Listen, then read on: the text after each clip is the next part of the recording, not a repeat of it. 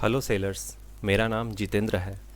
मैं मीशो पर सेलर हूँ आप ही की तरह पिछले 3 सालों से, और इसी के साथ फ्लिपकार्ट और ग्लो रोड पर भी अपने प्रोडक्ट सेल करता हूँ। पिछले कुछ समय से मीशो पर मेरे साथ साथ और भी अन्य सेलर को बहुत गंभीर समस्याएं आ रही हैं, जो मैं आप सभी के सामने रखने जा रहा हूँ। पहली समस्या है रॉन्ग रिटर्न्स। इस समस्या के बारे में बात करते हैं। मीशो ने अपनी रिटर्न एंड एक्सचेंज पॉलिसी 1 जनवरी 2023 से चेंज की है, जिसमें मीशो ने कहा कि जो भी रॉन्ग रिटर्न्स या आरटीओ के क्लेम्स पास करेगा वो थर्ड पार्टी करेगी। बट इस पॉलिसी के बाद हमारे कोई क्लेम्स पास नहीं हो पा रहे हैं, और रिस्पॉन्स में सपोर्ट टीम द्वारा एक ही जवाब दिया जाता है कि unpacking video you submitted clearly shows that the package was already open before recording. इसका मतलब कि जो रिकॉर्डिंग हमने सबमिट की है उसमें ये साफ साफ देख पा रहे हैं कि जो पैकेज है वो पहले से खुला हुआ है, जबकि ऐसा नहीं है।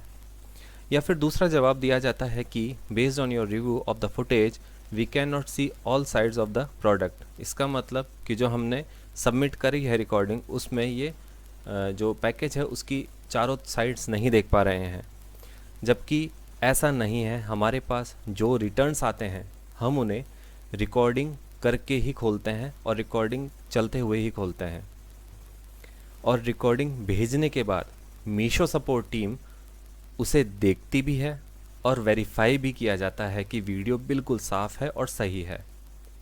पर यही जवाब हर बार दिया जाता है, या यह सिर्फ मेरे साथ नहीं हो रहा, ऑल अराउंड इंडिया मीशो के अधिकतर सेलर्स के साथ हो रहा है। इस तरह के कारण देकर क्लेम को रिजेक्ट कर दिया जाता है। इसके बाद हमारी कंप्लेंट क्लोज कर दी जाती है, और जब कोई सेलर रिक्वेस्ट करके टिकट को रीओपन करता है मेरी तरह, तो सपोर्ट टीम की तरफ से जवाब आता है कि जो आपने एविडेंस सबूत सबमिट किए हैं वे सही हैं, और हम इस इशू को हाईलाइट कर देते हैं और बैकएंड टीम को भेज देते हैं। पर यह सब करने के बाद भी थर्ड पार्टी या मीशो सपोर्ट टीम से सेम रीज़न देकर रिक्वेस्ट को रिजेक्ट कर दिया जाता है। तो अब मैं आपके सामने अपने दूसरे पॉइंट के बारे में बात करता हूँ, एड्स। मीशो के द्वारा इस साल 2 तरह के एड्स लाए गए हैं।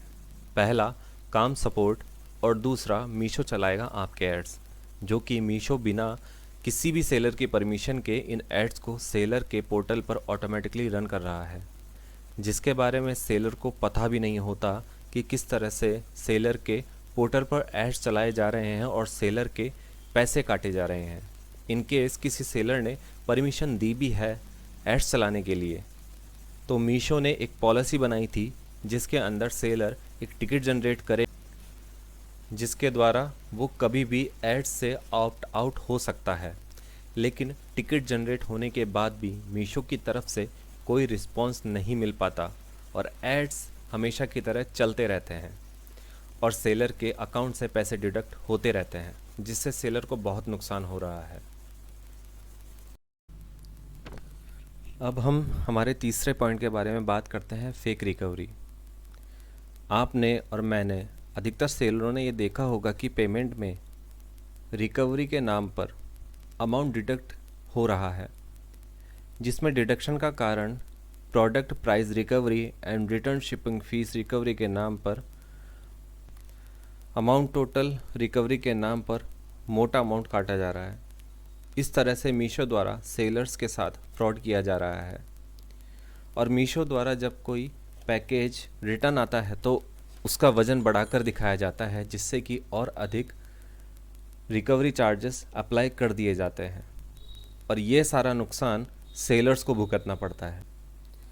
अब हम अपने चौथे मुख्य पॉइंट के बारे में बात करते हैं, पुअर कस्टमर सपोर्ट।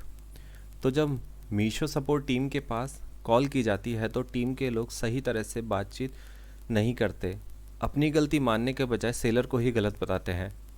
पहले यह काम सिर्फ एक टिकट द्वारा ही हो जाता था, जिससे सेलर अपनी जो भी दिक्कतें हैं वो कस्टमर सपोर्ट टीम के पास रख देते थे।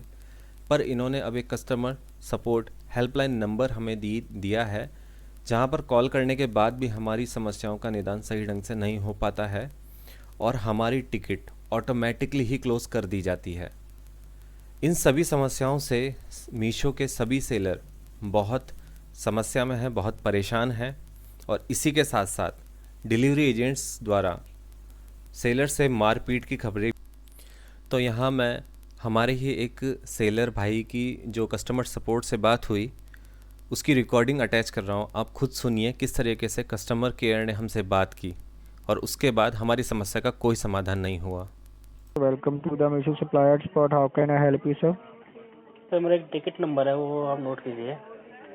जी बताइए, टिकट नंबर बता दीजिए।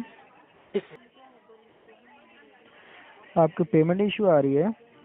हाँ सर, मेरा पेमेंट इशू आया है। ये जैसे कि मेरा क्या है, एक ऑर्डर था जिस पे रिकवरी के नाम पर एक तो 600 रुपये का अमाउंट काटा गया है और एक 2032 का अमाउंट काटा गया है, सेम ऑर्डर नंबर पर। जी जी, सेम ऑर्डर नंबर पर। हाँ, तो इस टिकट में मैंने एक अटैचमेंट भी दिया है जिसके अंदर फुल डिटेल दी हुई है कि एक आरटीओ था जो कैंसिल होकर आया था मेरे पास में। 17 तारीख को जी कैंसिल हुआ था, 17 अक्टूबर को, और 25 अक्टूबर को मेरे को इसका पेमेंट मिल गया था और प्रोडक्ट रिसीव हो गया था। जी उसके बाद में सेम ऑर्डर आईडी पर 1 मार्च को अचानक से 600 रुपये का रिकवरी काटते हैं और जी 1 ही मार्च को फिर दूसरा पेमेंट भी कटता है 2032 का, वो भी रिकवरी के नाम से।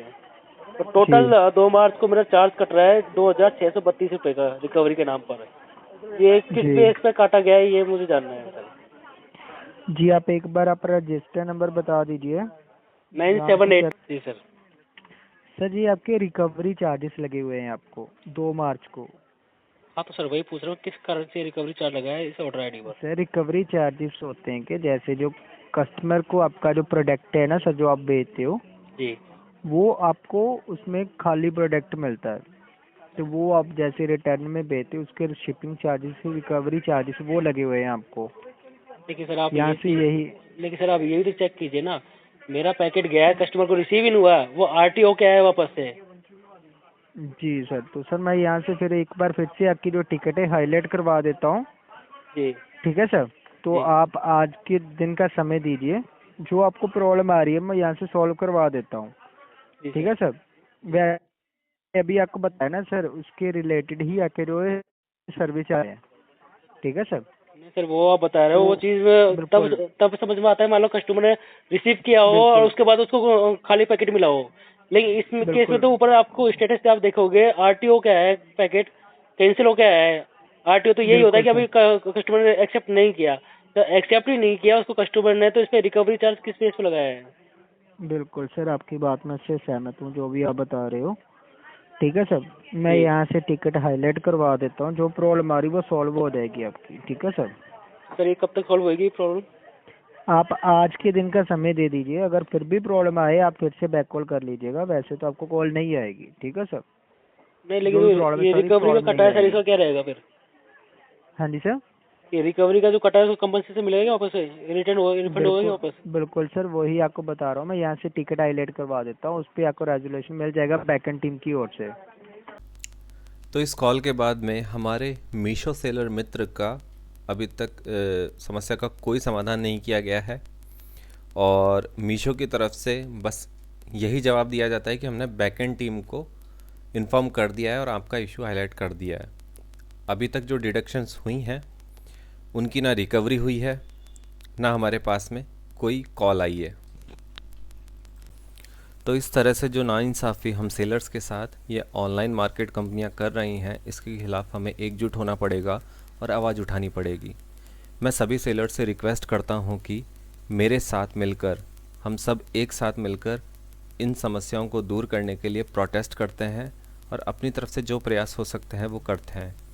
मैं आपके विचारों को आमंत्रित करता हूं अपने ग्रुप में, वहां आप मुझे आकर बता सकते हैं कि क्या करना है क्या नहीं, और हम साथ मिलकर इन समस्याओं को दूर करेंगे। हमारा एक ग्रुप है सेलर्स का, ऑनलाइन सेलर एसोसिएशन, जिसके द्वारा आप हमें फेसबुक पर, व्हाट्सएप पर, टेलीग्राम पर कहीं पर भी जुड़ सकते हैं और अपनी समस्याओं को रख सकते हैं और हमारे साथ भागीदारी बन सकते हैं इस नई पहल में।